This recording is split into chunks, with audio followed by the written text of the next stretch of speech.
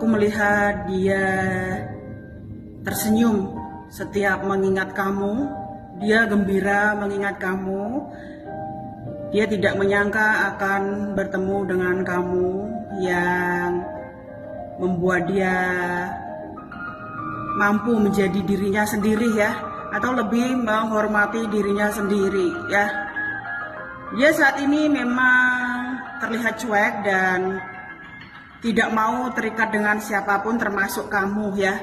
Dia ingin bilang ke kamu, dia bukan milik kamu, dia bukan milik siapa-siapa, dia bukan milik sosok lain. Dia ingin kebebasan saat ini dan mengekspresikan dirinya sendiri. Ya, dia merasa jalan dia masih panjang, tapi dia merasa ini ya, dia yakin dia dan kamu akan berjumpa kembali.